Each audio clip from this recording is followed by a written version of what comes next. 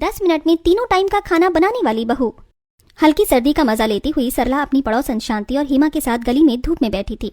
तभी वो अपनी बहू पायल की तारीफ करते हुए कहती है, अरे पता है मेरी बहू है ना 10 मिनट में खाना बना लेती है। अरे सच बोल रही है तू?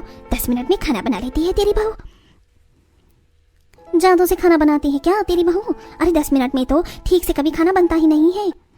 वही तो, और सर्दी के मौसम में तो वैसे ही नहीं बनता है, सिलेंडर में गैस भी जम जाती है। पता नहीं तुम्हारे घरों में नहीं बनता होगा, पर मेरी बहू तो एक भी मिनट ऊपर से नीचे नहीं होने देती। 10 मिनट तो बस 10 मिनट, 11वें मिनट तो खाना प्लेट में डाल के दे देती है मेरी बहू खाने के लिए। बड़ी हैरानी करने वाली बात है। वैसे 10 मिनट के अंदर खाना बनाना मुश्किल है।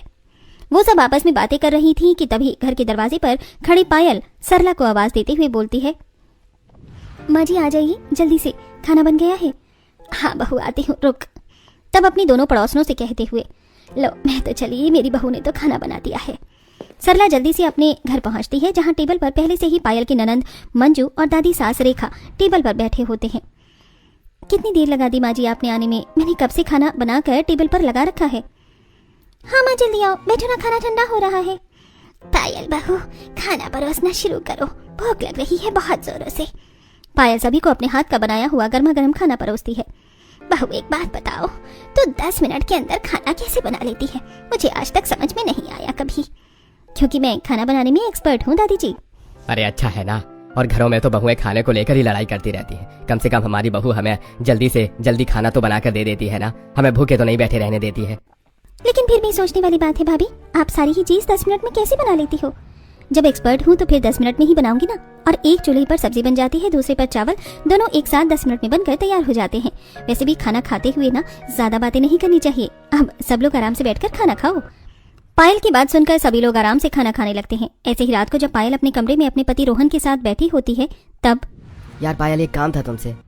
जी हाँ बोलिए ना, क्या बात है? मेरी ना व्हाइट सॉस पास्ता खाने का बहुत ज्यादा मन है। क्या कल तुम मुझे टिफिन में व्हाइट सॉस पास्ता बनाकर दे सकती हो? हाँ क्यों नहीं, बना दूंगी, इसमें कौन सी बड़ी बात है। मुझे पता है सुबह सुबह बहुत सारा काम होता है, और अगर ना भी बना पाओ तो भी कोई दिक्कत नहीं है।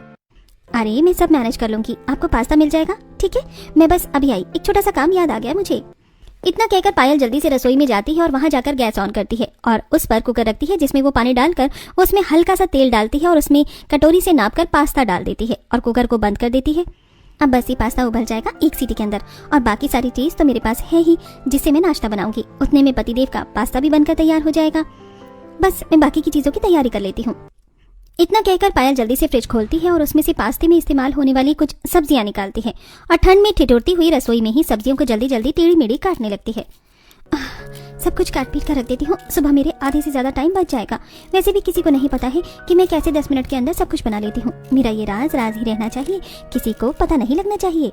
खुद से बातें करते हुए पायल सब्जियों को काटती है और उन्हें वापस से फ्रिज में रख देती है और इतने में ही कुकर में रखे पास्ते की भी सीटी लग जाती है और पास्ता भी उबल जाता है, जिसके पास पायल पास्ता कुकर से निकालती है और उसमें कटी हुई सब्जियां डालकर उन्हें भी एक सीटी लगा देती है।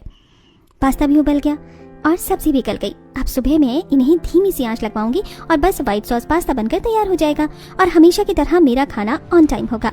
10 मिनट के अंदर सब कुछ रेडी मिलेगा सबको। बस अब और नहीं खड़ा हुआ जा रहा, ठंड में मुझसे यहाँ पर जल्दी से कमरे में चली जाती हूँ। इतना कहकर पायल रसोई की लाइट्स ऑफ करके वापस से अपने कमरे में चली जाती है। अरे कहाँ चली गई थी तुम पायल? कुछ नहीं, बस एक काम याद आ गया था, बताया तो था मैंने। चलिए अब आराम से सो जाते हैं। पायल की बात सुनकर रोहन कमरे की लाइट्स ऑफ कर देता है और दोनों पति पत्नी आराम से सो जाते हैं। और अगली सुबह, अरे बहू आज तो गर्मा गर्म आलू के पराठे खिला दे। तो ऐसे ठंडी के मौसम में तो आलू के पराठे बहुत अच्छे लगते हैं नाश्ते में। हाँ भाभी, पराठे खाने का बड़ा मन कर रहा है और साथ में अदरक वाली चाय भी।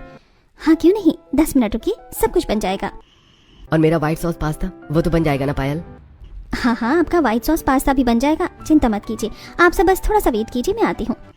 अब पायल रसोई में जाती है और जल्दी से और सबसे पहले वो फ्रिज में से उबले आलू, पास्ता और सब्जी निकालती है और बाकी की चीजें भी निकाल लेती है। अच्छा हुआ जो मैंने 3-4 किलो आलू एक साथ ही बॉईल करके रख लिए थे। अब इन सब में बस मसाले मिला देती हूँ जो मैंने पहले ही रेडी करके फ्रिज में रखे हुए हैं। जिसके बाद पायल पहले से ही तैयार करके रखा हुआ मसाला, जैसे कि अदरक लहसुन का पेस्ट, कुटी हुई हरी मिर्च आदि, जो पायल ने 1 हफ्ते पहले ही तैयार कर लिया था, जैसी चीजों को भी उबले हुए आलू में मिलाकर पराठे का मसाला तैयार कर लेती है।